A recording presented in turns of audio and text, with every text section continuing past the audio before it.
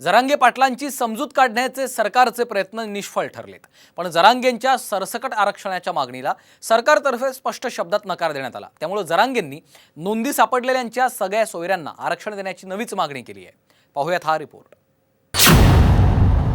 सरकारचं शिष्टमंडळ जरांगेंच्या भेटीला।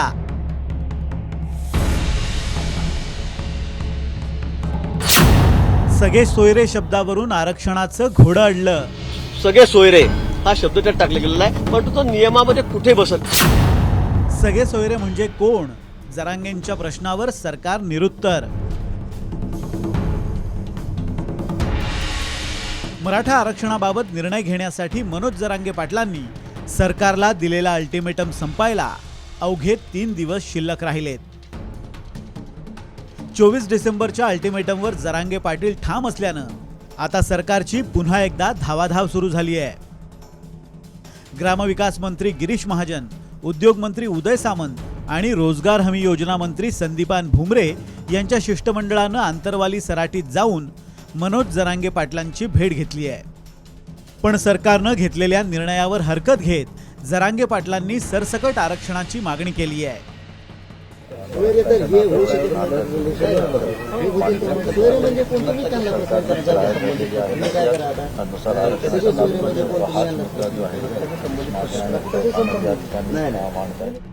कुणबी मराठा नोंदी सापडलेल्या व्यक्तीचे नातेवाईक, सगळे सोयरे आणि रक्ताच्या नातेवाईकांना कुणबी प्रमाणपत्राद्वारे आरक्षणाचा लाभ देण्याची घोषणा सरकारनं केली आहे। पण सरकारच्या या निर्णयातल्या सगळे सोयरे या शब्दाला जरांगेंनी आक्षेप घेतलाय।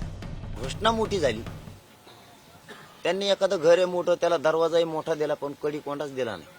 मग ते पहिलं मोकळंच होतं घर ना, आता मोकळंच आहे, कुणी येईन कुणी जाय, त्या कडी कोंडा देणं आवश्यक होतं। म्हणजे पाचार नको आहे, आमचं तेवढंच म्हणणं होतं, स्पष्टता करा बस, आणि आहे ते शब्द मध्ये घ्या, यापेक्षा काही विनंती नाही। मला वाटतंय 24 पर्यंत 100% मार्ग यातून निघल, शब्द मध्ये घेतील ही मराठा समाजाला खात्री आहे। मागच्या वेळी जे बोलणं झालं जरांगे पाटील साहेबांबरोबर, तर त्यात असं लिहिलं की सोयरे संबंध, सगळे संबंध, सगळे सोयरे हा शब्द त्यात टाकला गेलेला आहे। जरांगे पाटील म्हणतात की सोयरे म्हणजे काय? सोयरे म्हणजे आपले व्यायदोही हा शब्दशः अर्थ त्यांनी घेतलेला आहे, पण तो नियमामध्ये कुठे बसत नाही। आतापर्यंत सुप्रीम कोर्टाचे अनेक निर्णय त्या संदर्भामध्ये झालेले आहेत, अनेक लोक कोर्टामध्ये गेलेले होते, सर्वोच्च न्यायालयाने ते सगळं फेटाळलेलं आहे की मुलीकडचं आरक्षण तुमचं गृहीत धरलं जात नाही, आणि म्हणून वडिलांकडचं म्हणजे वडील असतील म्हणजे माणूस असेल तर त्याच्याच रक्तवंशाळीतले जे खालचे नातेवाईक आहेत त्याचे सगळे संबंध आहेत, सगळे संबंध म्हणजे रक्तातले जे आहेत त्यांनाच ते सर्टिफिकेट मिळतं।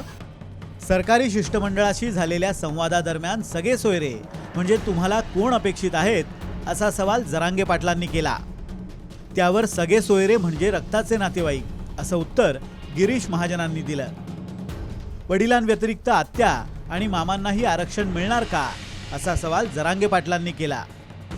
त्यावर नोंदी सापडलेल्या व्यक्तीच्या मुलाला आणि मुलीला आरक्षण मिळेल, पण त्या व्यक्तीची पत्नी, आई, मामा हे रक्ताच्या नात्यात येत नाहीत असं उत्तर महाजनांनी दिलंय।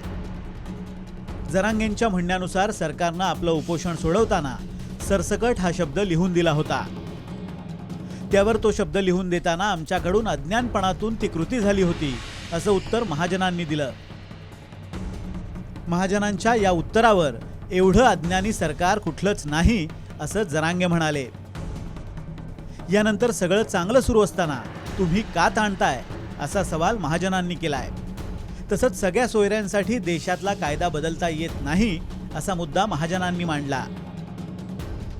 त्यावर जमत नसेल तर तुमचा आमचा रस्ता मोकळा आहे अशा शब्दात जरांगेंनी सरकारला ठणकावलंय।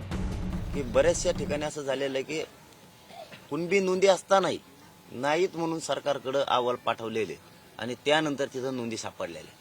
तर मला वाटतं त्यांना कामावर जर कमी केलं तर सरकारचा त्यांच्यावरती धाक राहील आणि आपल्या दरी सुद्धा जनतेत निर्माण नाही होणार, कारण त्याचे जर तुम्ही अधिकाऱ्यांचे लाड केले तर तो असंच करत राहणार आहे। या संवादादरम्यान उद्योग मंत्री उदय सामंत यांनीही जरांगे पाटलांना आंदोलन न करण्याची विनंती करत सरकार करत असलेल्या प्रयत्नांची माहिती दिली।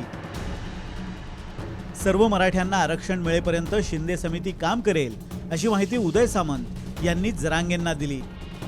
त्याचबरोबर महाराष्ट्राचे अतिरिक्त मुख्य सचिव महसूल आणि तेलंगणाचे महसूल विभागाचे सचिव यांच्या दरम्यान नोंदी तपासणीबाबत पत्रव्यवहार झाल्याची माहितीही सामंतांनी दिली.